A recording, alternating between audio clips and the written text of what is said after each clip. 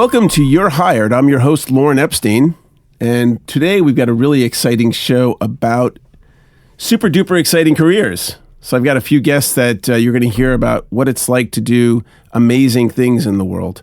It's a really interesting phenomena. Very few people like their work. Only 13% of workers in the world like going to work, according to data by Gallup. And what that means is only 13% of people are engaged. And engaged means that they're into their jobs, they're doing stuff. U.S. workers complain the most about their jobs, particularly in the United States and Canada, and we have the highest level of engagement. So I think here in the U.S. we have this high expectation of having these great jobs, but yet at the same time, many of us are in these jobs that kind of are mediocre. We fall into them. And how we get into jobs is often just a happenstance. I know when I was 29, I did not think at 30 I would be getting into talent acquisition recruiting. But now that I'm in it, I love it. So I want to introduce my guests with me today. On the phone, we have Robert Williscroft. Robert is a retired submariner. He's a scuba diver, a scientist, a businessman, author, and adventurer. He spent 22 months underwater, a year in the equatorial Pacific, 3 years in the Arctic, and a year at the Geographic South Pole conducting atmospheric research, and he holds a PhD. Robert is very close to becoming my personal hero for adventure. Welcome to the show, Robert. Well, thank you very much. And also with us, we have Kirk Yeager. Kurt has been with the FBI for 16 years, is that right? Currently, he is the chief explosive scientist. That's just a great title. It is an awesome title. He started out as an associate chemistry professor in New Mexico and then joined the FBI in the role of forensic examiner. Kirk has a fondness for things that go boom, chemistry and engineering. He's also considering becoming another one of my superheroes. I'm considering having him be my superhero. Kurt holds a PhD in inorganic chemistry from Cornell University. Welcome to the show, Kirk. Thank you. And also with us today, we have Alison Caine. Alison has worked for the last 27 years as a legal investigator, or as we like to say, a private detective. She does research into complex civil criminal defense litigation on many issues, such as securities fraud, money laundering, sexual harassment, child abduction, and sex traffic. Welcome to the show, Alison. Thank you. That's quite a career. It has been. Awesome. So let's start out with you, Alison. So how did you get into this field? I mean, this is not something I think 8-year-olds think about.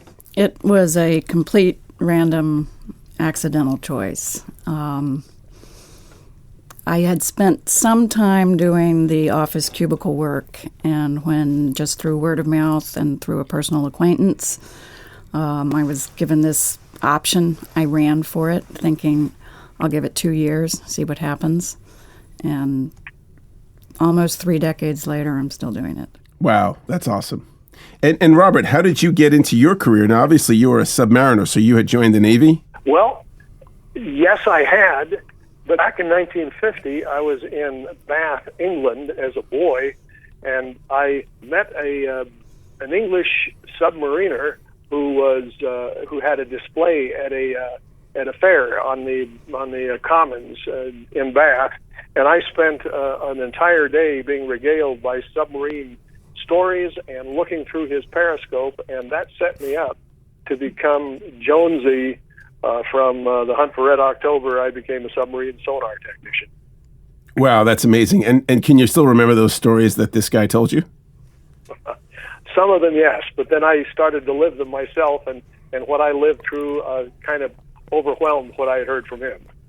So, Robert, was that first decision of becoming a submariner kind of put you on the trajectory for all the other things that you did?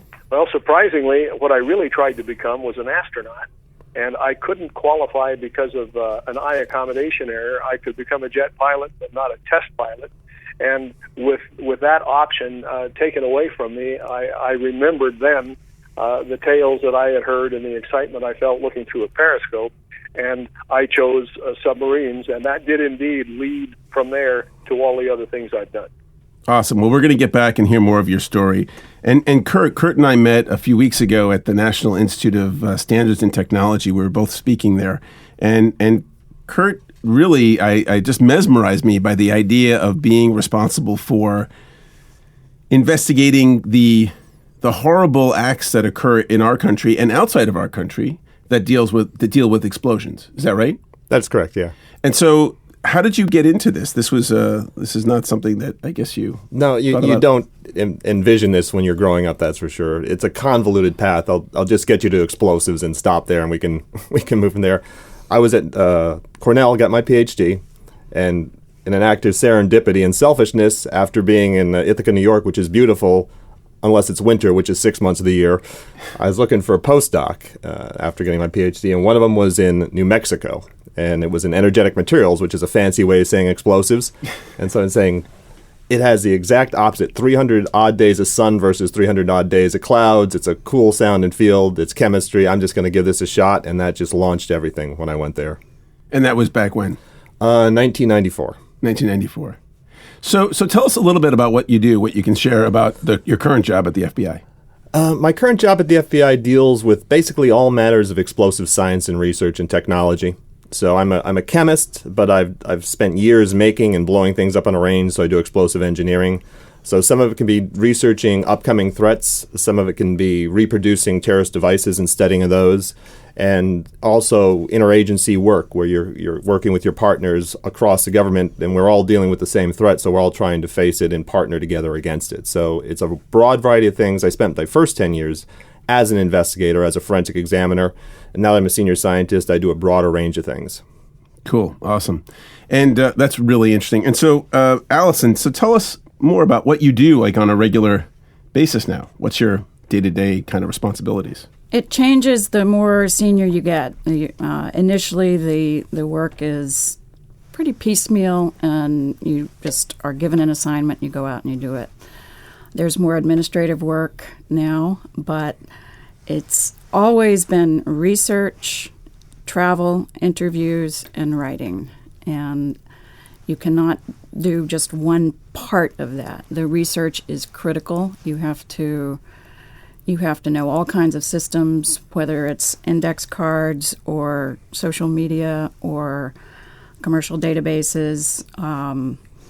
That's how your research starts. But does a client come to you in like a smoke-filled office with your name printed on the glass door? No, a legal investigator is always through a law firm.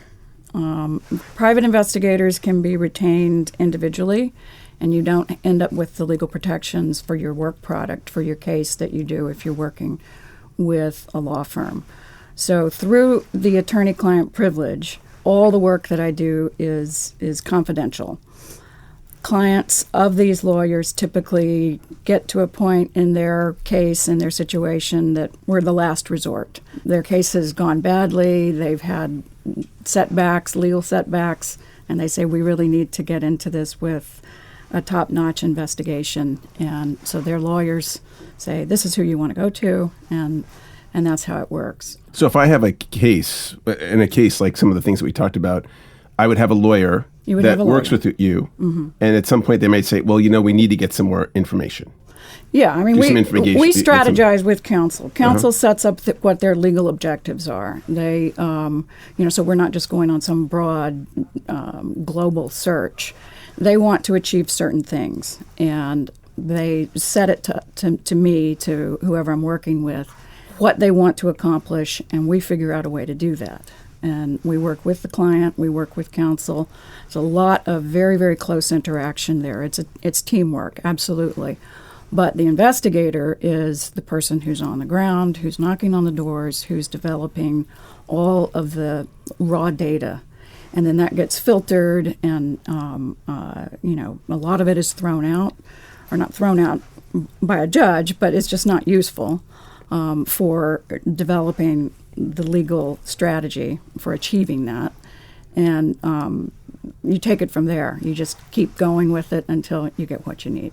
So give us some of a story, because people are interested in, well, what is it that you do? Give us a case example that you had where you investigated something and the outcome was positive for the client. One of my adventure jobs, I'll give you this one, involved an individual, and he was also a big game hunter. And at one point, out of left field, somebody said that he was doing a lot of illegal hunting. And so it was my job to find out everything that there was to know about the individual who was making this claim. And I went to a very remote area of the U.S. and spent about a month there talking to people, going down remote roads, knocking on doors, leaving my name, saying, this is what I need to find out. Can you tell me about this person?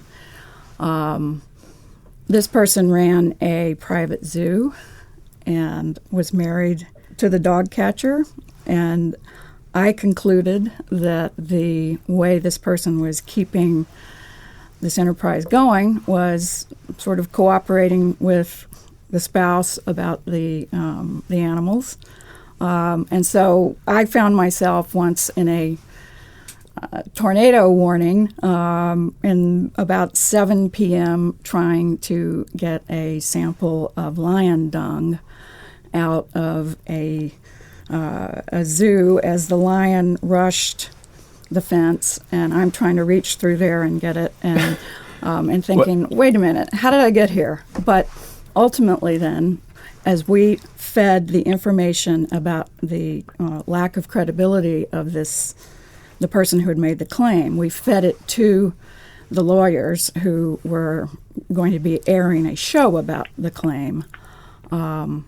They saw that their liability would be huge, and so they pulled it, and no one ever heard. How did the lion dung come into this case?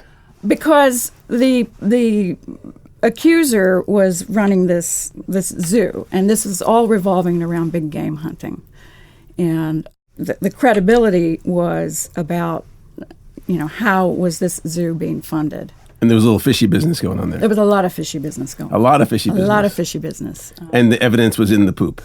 Yes.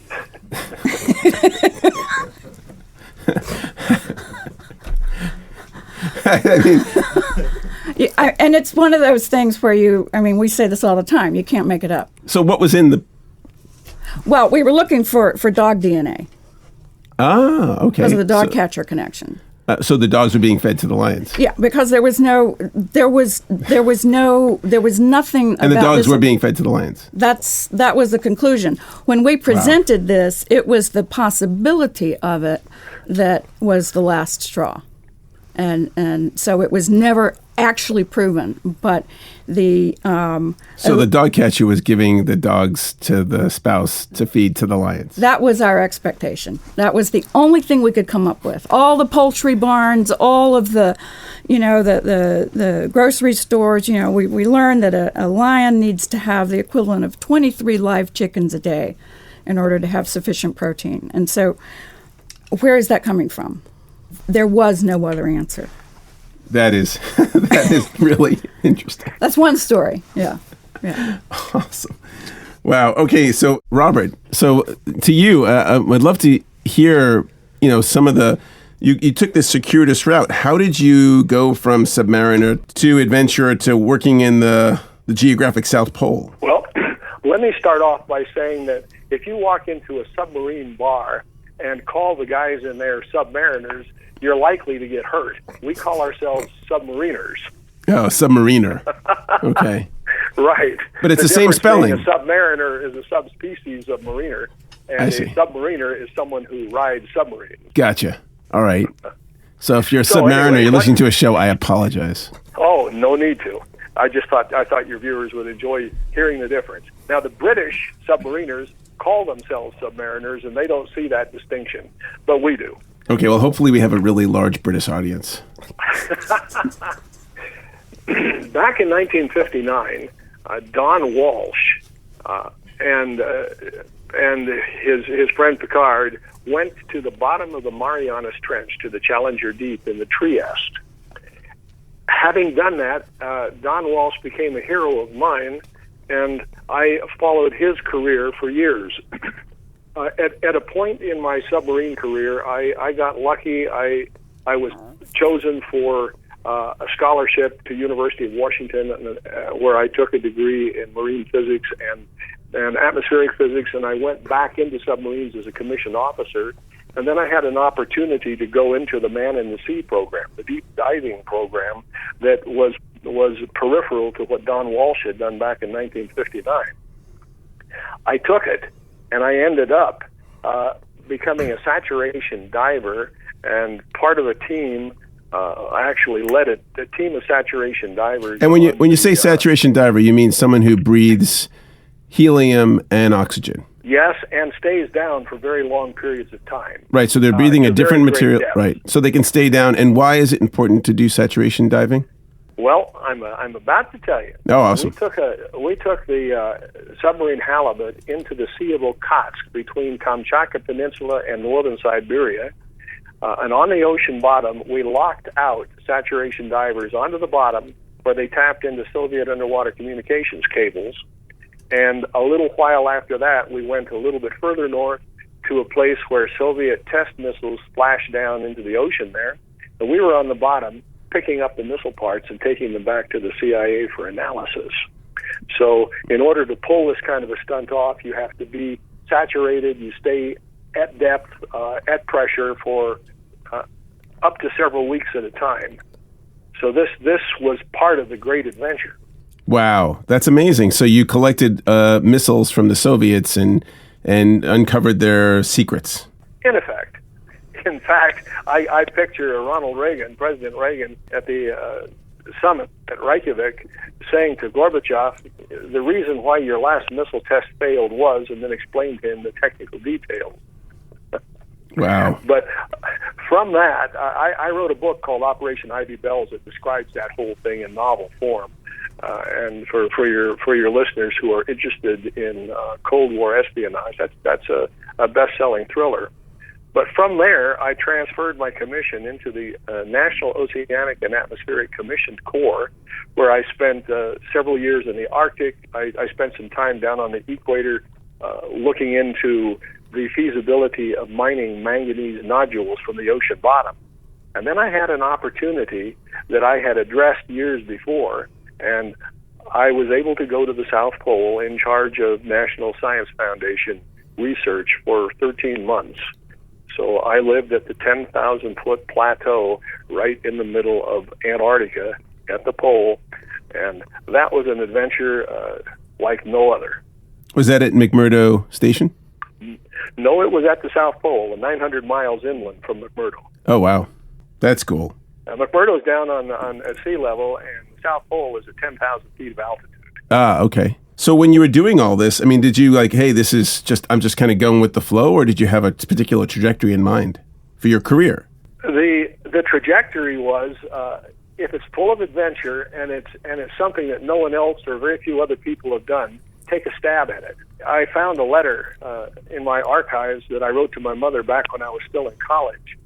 She was disappointed in the direction my life had taken, and I suggested to her, well, it isn't all bad. Just picture me standing at the bottom of the world doing something important. And this was years and years before I had the chance to actually do it. So I guess in a sense it was in my overall plan. Wow, that's amazing. So, Kirk, working for the FBI, obviously now, this day and age with terrorism being on everyone's mind and the use of explosives in these crimes, how, what's it like doing what you do? That's a complex question. It's fascinating work. Explosives are chaos, and we're trying to understand the chaos, and we're trying to reproduce it. The way I describe my old job of forensic examiner is you have a puzzle, 1,000-piece puzzle. Take half of the pieces and throw them away. Light the other half on fire and beat it out with a tire iron, and you tell me what that picture was. That's basically what you're doing, because when explosives go off, they destroy everything in their environment, and you're trying to figure out what happened in that case. And then you're trying to reproduce it, trying to understand exactly what the bad guys are doing, how they did it, and then tracing all these pieces to try to figure out where they came from, working out cells and that type of stuff. So it's really an amazing job that way. It's a lot of detective work. Can you tell us about an incident where you solved a really either well-known or a complex case? The most complex case I had was a collar bomb case. Actually, in Erie, Pennsylvania, the pizza delivery gentleman was abducted, bomb strapped to his neck, and he was forced to rob a bank. And during the course of the operation, the police pulled him over fairly quickly because he was in the parking lot like doing 3-point turns and trying to get out of the parking lot while everyone was dialing the cell phone. So the police were on him right away. They pulled him in the corner, and within 30 minutes, the bomb went off. And so he was dead. And that started a 7-year investigation. So this was in 2005 or 6? I think it was 3 or 4. 2003. So a guy was, I guess, kidnapped. Yes. Right? And a bomb was strapped to his neck. That is correct, with a collar. With a collar, like right out of the movies. And he was told to rob a bank. Yes, and he was given actually a homemade shotgun to help him in this process. And he was given a 4-page note to give to the teller. If you actually follow this plot, there's a book that's written about it by the case agent who retired. It's The Pizza Bomber. It's an amazing story. It's a convoluted story, but it was the most difficult bomb I've ever put back together. It took me months and months. I brought in other bomb techs to help me because everything was custom made. So he robbed the bank. He robbed the bank. And then on his way out, and I'm guessing he probably didn't get far. He didn't get far. No. And the police came. Police came, cuffed him. He said, "I got a bomb on me." And at that point, they called the bomb squad in. Right. Because they lifted up his shirt and saw something wasn't right here. The bomb squad was en route when basically the bomb detonated. And did anyone else get hurt besides the... Luckily, no. Right. And so did the person who set him up, did they ever get caught? After a long period, the conspirators in this basically we developed a picture of them, and they started dying off one by one from natural causes and other stuff. It's like if you made a movie of this, no one would ever believe it existed and really happened, because as we were working the case, it was like, oh, come on. Within 2 weeks, we get a call because he was abducted at a tower site, a radio tower, and we were trying to interview someone in a trailer next to it. So they kept knocking on the door. "Hello, is anyone here?" Well, basically 2 weeks in, we got a call because a person in almost the telltale heart fashion of the police coming and knocking their door, broke down. They had a body in their freezer. They had shot someone, killed, and there was a body in their freezer. And that actually convoluted things at first, but that actually ended up being part of the plot. That was a co-conspirator, and we didn't find that out for years. So the guy who was in the freezer was a co-conspirator that was about to turn on him. So one of the other people shot him, bought a freezer, put him in it, and then was this lady who is like the Black Widow, the only survivor, and has long since been prosecuted and put in jail.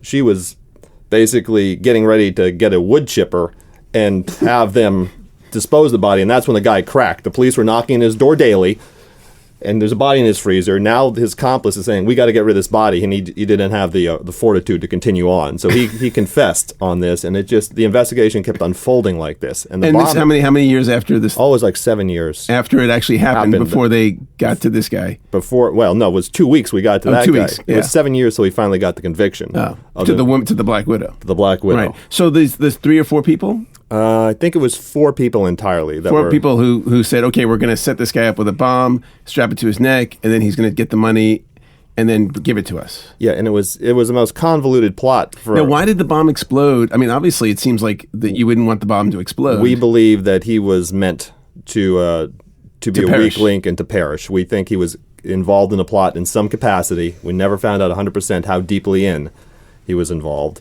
But it does look like they meant him to be killed. So he was literally the whipping boy of the group. Oh, he was not in good shape with this one. You got there to Pennsylvania, right? Yes, it's Pennsylvania. And you got there, and obviously it's a mess. Well, in this particular case, our local FBI has bomb techs throughout the country. Our bomb tech was there almost immediately with the state and locals, and they started sending evidence in. So I didn't even go up there because the evidence started flooding in. Mm-hmm. And I remember vividly because one of my pals and I were up on deck, and it was one of us was going to take the case. My friend, who's now the unit chief of the explosives unit, basically had just gotten ready to move. He was going to paint his house. I just got back from vacation. I said, "Hey, I'll take this case." I didn't know much about it. It can't be that convoluted. It's not going to be that convoluted device. And that was, famous last words. 7 years later, I'm still kind of working the case. And so you're trying to figure out how the device is made? Is that the complication? How it functioned and how it was made. It was everything was custom made. Whoever made it was a machinist, and they machined with all sorts of different parts, from metal to wood, and they built everything themselves except for the pipe. And so trying to figure out how the bomb functioned took us months. And it was this sophistication, you think because they were sophisticated, or because they were just giving it a go? And It was kind of an over-engineered device. If you ever watched the movie Saw, or one of the Saw franchise, it reminded me of something in that. I mean, I never try to impart kind of morals on a bomb, but there's an old term called an infernal device, the old term for bomb, because there's a malice in putting together an infernal machine. Yeah. And I came close to calling this an infernal machine because you could feel the malice in this. Things were designed to do nasty things, and it was over-engineered. It was just a brutal. But since everything was custom-made and put together, it took... And we came to fisticuffs a couple times. The bomb guys in the room was like, I think this goes here. Well, you're nuts. It goes here. And then we tore it apart, brought a new guy in. You rebuild this for us. And eventually we got a picture and came to agreement. But it took us 3 or 4 months. And I've never had a device that's taken. And that you long. actually rebuild the device? Yeah, we had enough pieces that we're able to put most of it back together. There's still a couple pieces we don't know how it functioned, but most of it we're able to kind of, Yeah, when we talked about this, like when a bomb goes off, everything gets blown far away, but the spring in an alarm clock on a bomb could be fine. Yeah, lots of stuff will survive. It'll be mangled and sometimes mangled beyond recognition because there's a lot of heat, there's a lot of pressure, so things get blown apart, they get melted, they get burnt. But in this particular case, we had enough pieces we could identify kitchen timers. We could identify a toy cell phone. We could identify different parts. We never figured out what the exact initiator was, but the options are limited in that capacity. But it was... And then your evidence helped in prosecuting the case. Oh, yeah. Yeah, absolutely helped in putting this person away. And is that person still in jail? Yes. Yeah, for a long time. Oh, I hope so. Wow.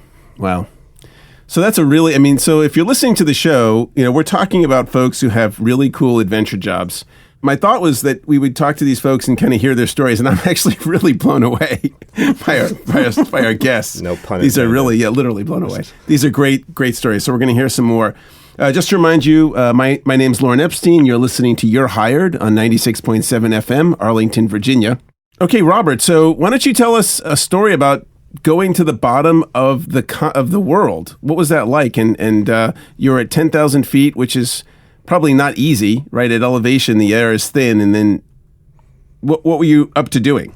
Basically, my job as a scientist was to monitor and follow the various atmospheric experiment projects that were ongoing at the South Pole, trying to understand how our atmosphere works, how our global climate works, and so on.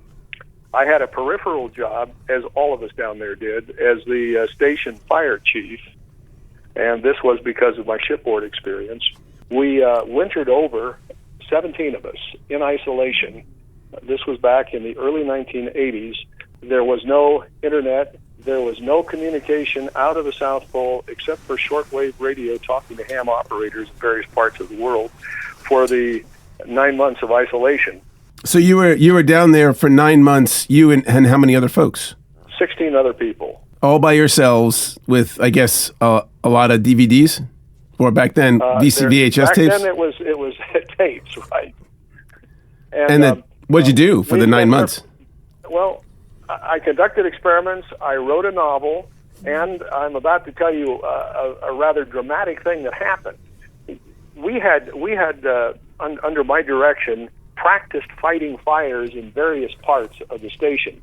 The station was a 60-foot high geodesic dome with 3 buildings inside it, and then there were several Quonset-type buildings that had fuel and machine parts, a small medical facility, and then there was my lab upwind on stilts, approximately 100 yards upwind of the station. But we practiced fighting fires in every part of the station except the area we call the fuel arch that contains several large bladders, each with 10,000 gallons of diesel fuel. The reason we didn't practice there is that we had tried unsuccessfully with a blowtorch to light the fuel, and it wouldn't burn because it was so cold. Temperatures dropped down to 115 below and more. Wow. So the stuff simply wouldn't burn except when we warmed it up and put it in the diesel engines. In any case, I was sitting in my lab one afternoon going over some data when the fire alarm sounded, and shortly thereafter, the station chief came on the intercom system and said, "Hey guys, this is not a drill. We actually have a fire in the fuel arch, and we need to hustle." Well, to back up for just a little bit, a week before, as the fire marshal, I had gotten a case of conscience because we hadn't practiced fighting a fire in the fuel arch, and I set up a drill where everybody participated for a full day. We used Scott air packs, blacked out our masks, and just went through the whole process of what we might do if there were really a fire there. Well, a week later, it turned out that we had a fire. I took a few minutes to put on my outside clothing, because without it, I would have died on my way back to the station. I trudged as rapidly as I could to the end of the fuel arch, opened the door, and it was hit by a blast of hot air and black smoke. I managed to shut the door, and I had to run for another 100 yards to the main entrance of the station, got in there, and the other folks were waiting for me, getting everything set up, and we entered the fuel arch itself with special fire extinguishers, chemical fire extinguishers, and the first thing we did when we got in there, you couldn't see your hand in front of your face. There was a loud roaring sound from the fire. At the end of the arch, there was a hose with dry chemical fire extinguisher. We went and grabbed the hose. The hose shattered into millions of pieces because it was so cold. It was useless. Fortunately, we had the fire extinguishers themselves, and we began to play across the bladder that was on fire.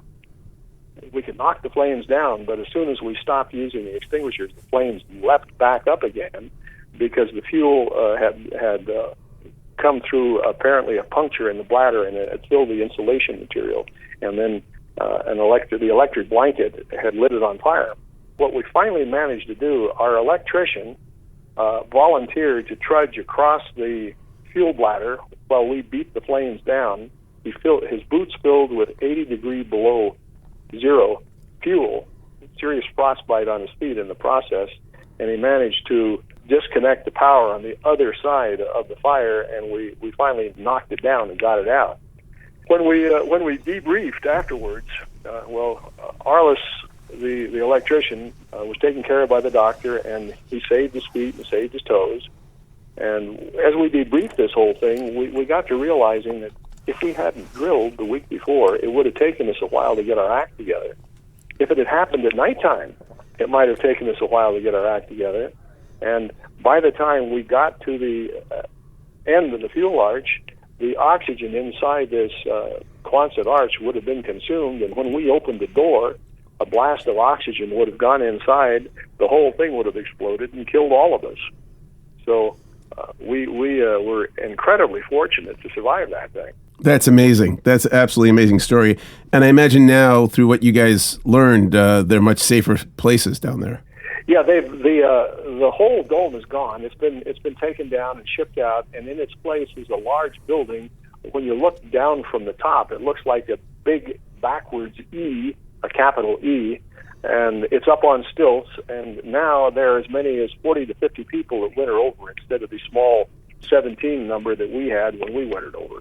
Wow. So when this event happened, did you feel like you personally, your life was in peril? Oh, absolutely. It was.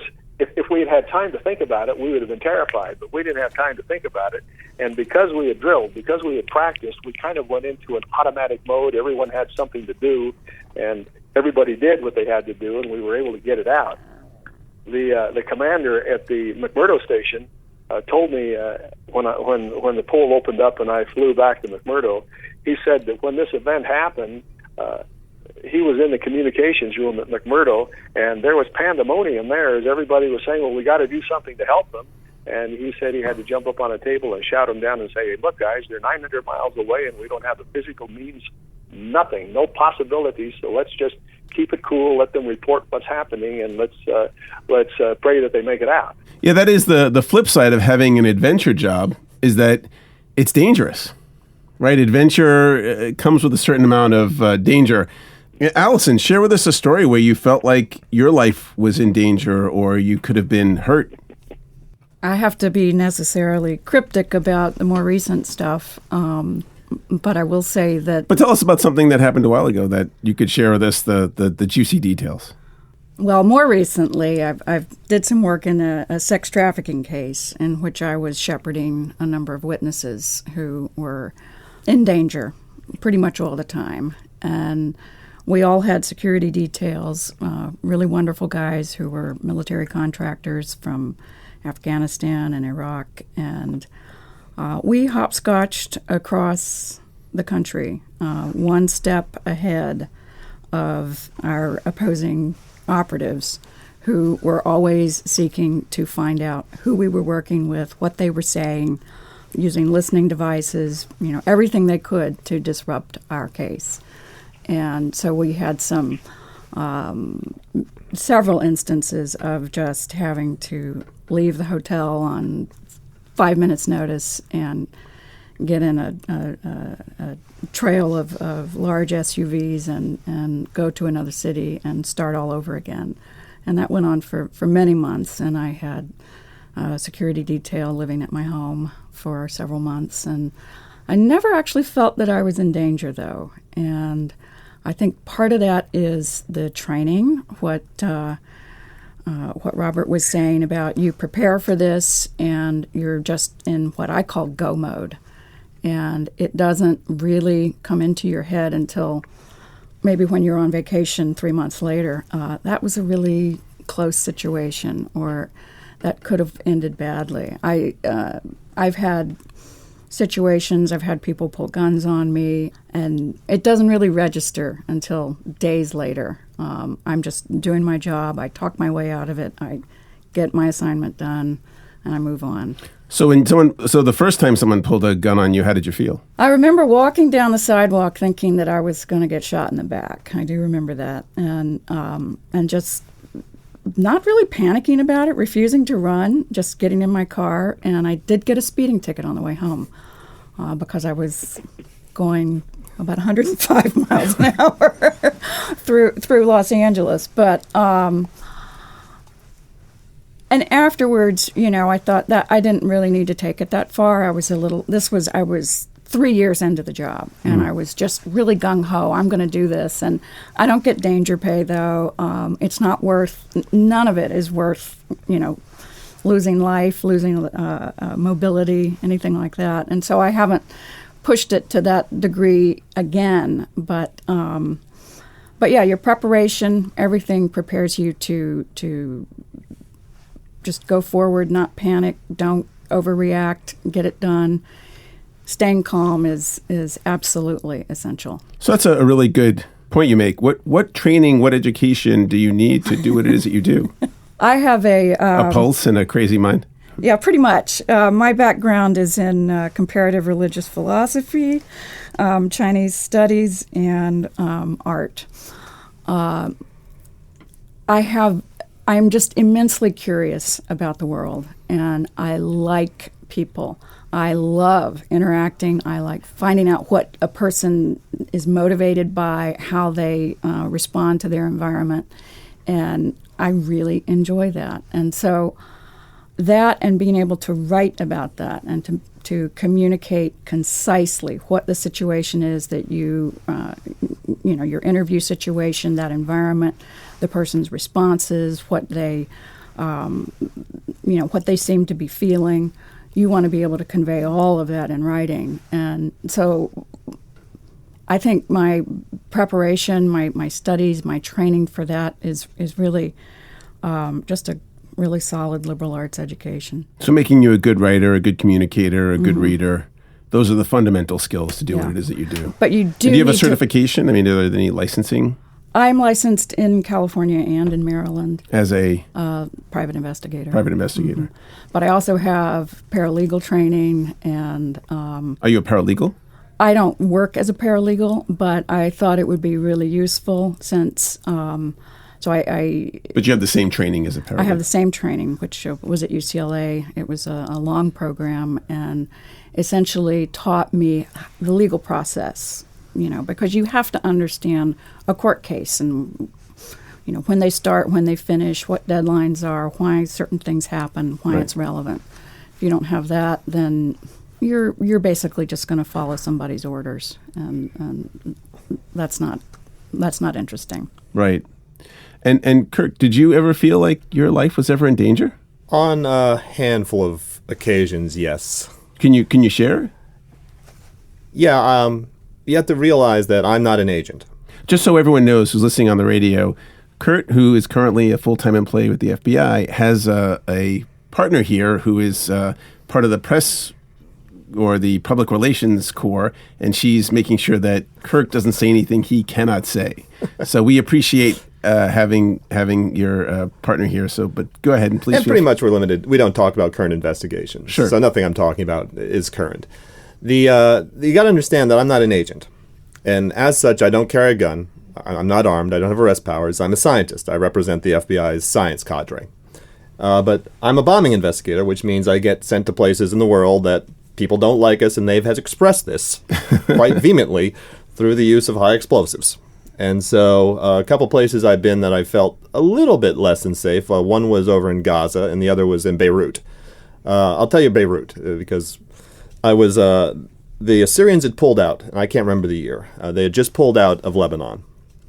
And the government of Lebanon was trying to ensure its people that they had integrity, and they were trying to maintain independence. And there was a series of assassinations of anti-Syrian journalists and others, high-profile people.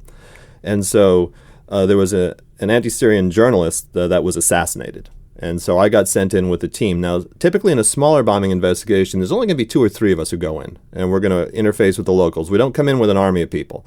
So it's myself as a bombing specialist, maybe a chemist, and maybe an agent to help do interviews as that part of the investigation. My team interfaces with the lab team in the local country and their scientists. The agent interfaces with the law enforcement aspect, and we kind of work the case together.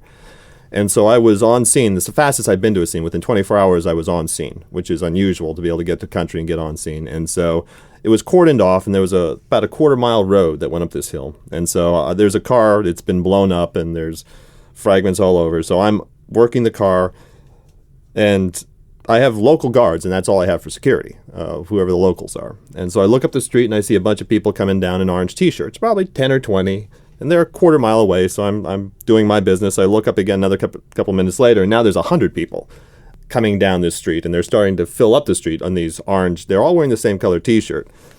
My partner's under the car doing his swabbing and trying to do the chemical thing during all this, and now I'm more engaged and interested. And so all of a sudden, there's hundreds and hundreds of people, and they're silent, and they're coming around, and before I know it, they've surrounded the entire scene. I have 100 people. They don't look happy. With to see any of us. And so my partner comes out from under the car, looks up, and he's got one of those cartoon, his eyes get big as saucers, because we were surrounded. I said, "Hey, Dave, I think we got a little company here."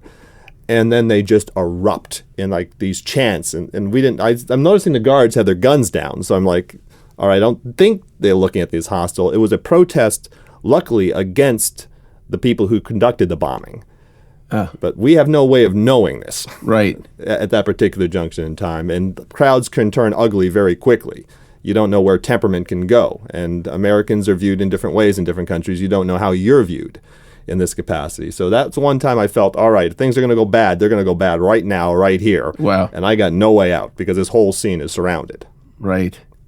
So how does someone become what is it you do? I mean, if they were going to be thinking about it as an 18-year-old, 19-year-old going to college, how does someone become a investigator of explosive, energetic, what did you call it? Energetic materials. Energetic materials. What I tell people, and I was a professor, I was a college professor as well as a researcher, chemistry and you have professor. A PhD? Yeah, I have a PhD in chemistry. So you started out school getting your bachelor's in? And then getting my PhD in chemistry, and then being so a all researcher. of it was chemistry? Yes, it was all chemistry. PhD, master's, and bachelor's? Everything was in chemistry.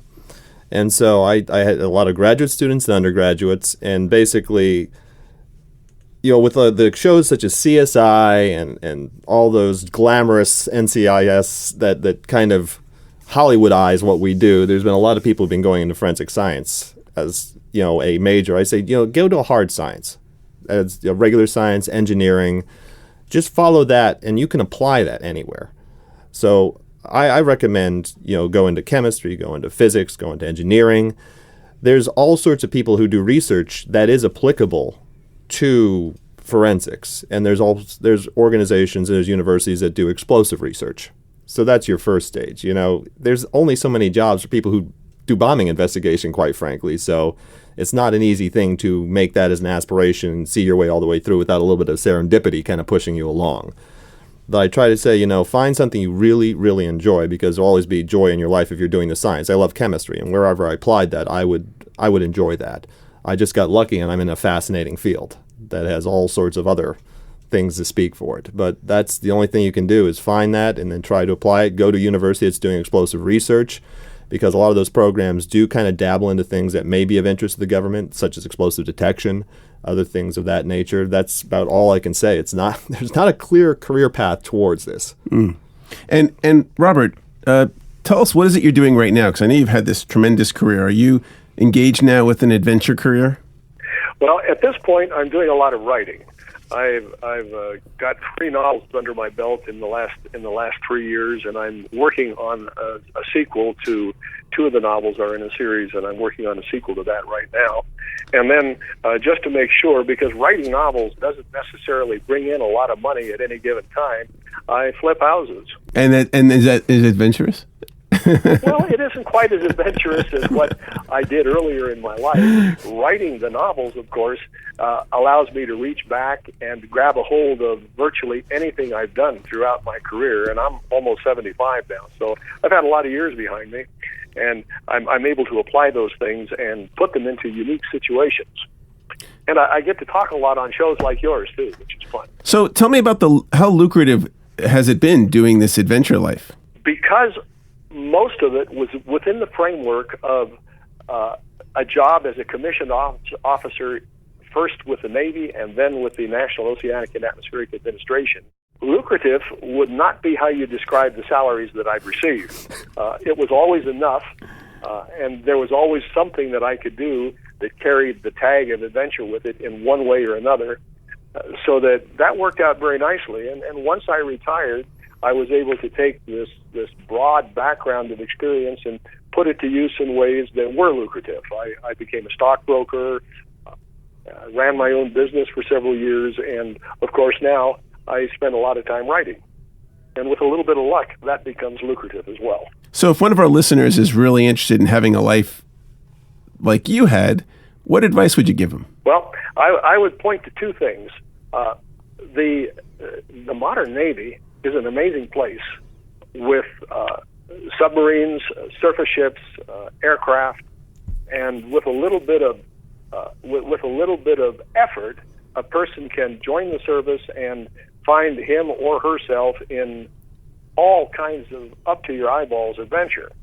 On the other hand, if a person is less interested in the military side of things, the National Oceanic and Atmospheric Administration Commission Corps, the NOAA Commission Corps, recruits a couple of dozen young people with college degrees in the sciences every year, and these folks end up shipboard on research vessels like I did up in the Arctic for 3 years or in other places, and that intrinsically carries all kinds of adventure with it. And Robert, I mean, we're gonna wrap up soon, but if folks wanted to reach out to you, how would they do that? My website is my name, robertwilliscroft.com, and that will take you to my books, my life, and personal contact with me. Awesome, and we'll make sure we put that up on the website.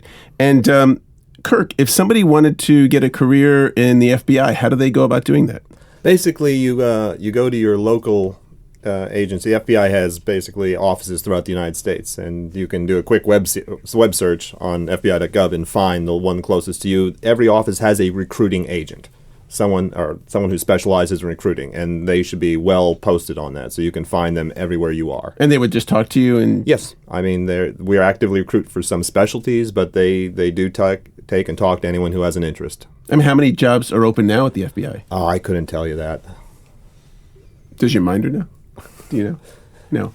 Yeah, right, that's well, a special, probably hundreds or... Yeah, I mean, we're always hiring special agents. Awesome. Cool. And so what advice would you give someone who, like, they wanted to have a career in the FBI? What would they be expecting? Because that's a lifestyle in some way, I imagine. Yeah, I give people kind of generic advice on these things, especially students. I say there's a handful of things that are going to get you far in life. One is the ability to think. And actually, that's a mental thing. And the more you challenge yourself, the more you get into new situations, the more you try to learn things outside your comfort zone, you develop that. Thinking is something that actually is developed. Cognitive ability. People don't believe it, but it is. All these experiences you hear all these people talked about have given them that broad range of abilities. The second thing is ability to communicate. I have to talk to scientists and I have to talk to juries. And I've got to bring across complex concepts to people who really aren't scientists and don't understand that. But the more you can communicate at all sorts of different levels and you practice that, you engage in that, that goes a far, far way. You can be brilliant, and if you can't communicate, you're going to be much more limited. And the third is perseverance, quite frankly. You just keep chiseling away at whatever you want. Those three things in anything you do are pretty much, foundational. And do you have a way, if people want to reach out to you, do you have a point of contact?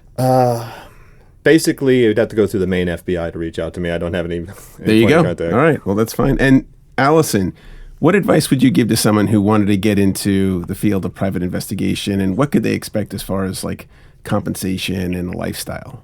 Well, they would need to understand that there's two types of private investigators. There's the gumshoe that is on television all the time, and there's the legal investigator.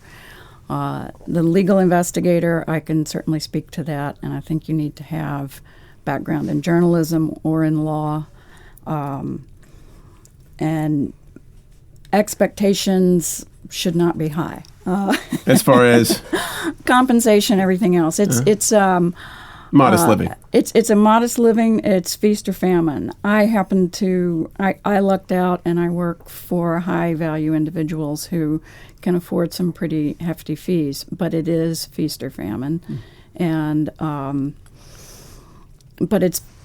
I think what Kirk was saying about being able to think. Critical thinking is an absolute necessity, and it is not what you see on television. And if people want to reach out to you, how can they do that? I have a website, though it's fairly plain, arcaine.net. Great, and we'll put that on our website. Mm-hmm.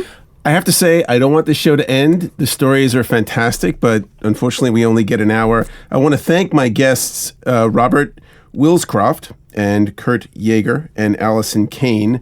Thank you so much for sharing your stories and imparting your wisdom. My name's Lauren Epstein. You've been listening to You're Hired here on 96.7 FM, Arlington, Virginia. We'll see you next week on You're Hired.